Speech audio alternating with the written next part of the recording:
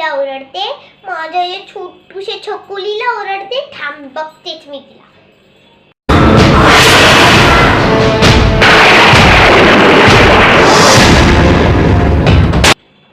का गं ओरडतेस माझ्या छकुलीला, सोनुलीला? हा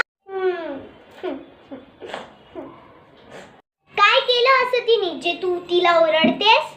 ठीक आहे, तुम्हीच बघा आता तिने काय केलं ते.